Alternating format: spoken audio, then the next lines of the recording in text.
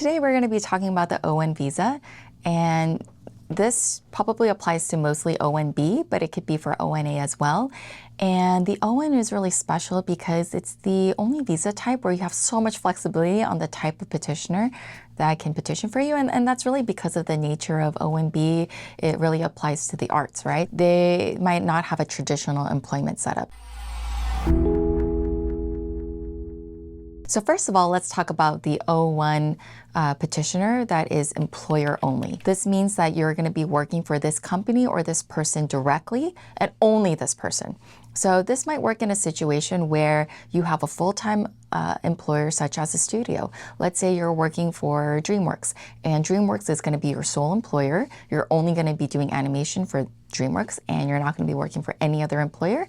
Simple. You're just doing an employer-sponsored O-1. The challenge there is that means that employer has to have enough work for you, because for an O-1, you're required to submit an itinerary.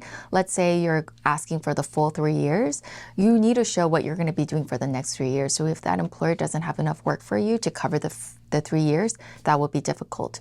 And also, as you know, for the O-1, you have to show that not only have you been a leading participant or a leading star, but you're going to be a leading participant in a distinguished show or performance. So if that employer, unless it's one of the big studios, right, or a well-known employer, if it's smaller or if it's a brand new startup, it might be difficult to show that you're going to have full-time work if you're applying for a full-time O-1, and that work that you're going to be doing is going to be distinguished. So I think those are the challenges there. Now, let's say you want to have an employer and agent. Then you can have a company that is serving as your employer, but is also serving as your agent, which means this company is going to be your agent with other employers who also want to hire you for your services. So I've also helped clients create a company.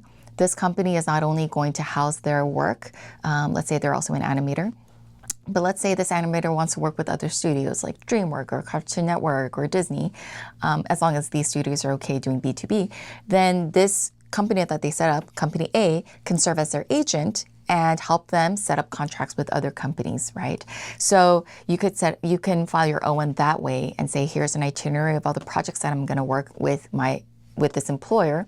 And also, here's letters of intent from the other employer B, C, D, right, that are going to be through my agent, aka the company A. You can also do an O-1 petitioner setup where it's just an agent. So this agent is not hiring you. You're not employed by the agent, but this agent, in just the traditional sense of the word, is setting up gigs for you, right?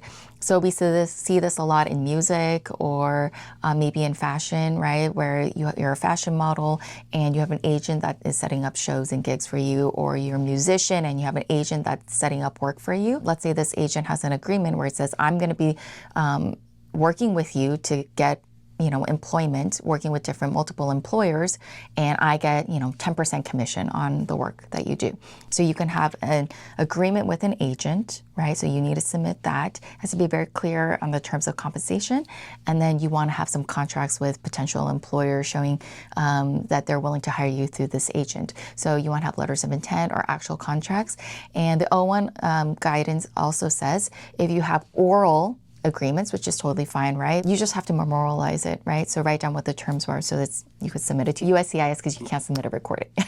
So make sure you capture that agreement, and you can submit that as proof that you have either an agent relationship, an employer, or a company or a person that's going to be serving both as an agent or an employer.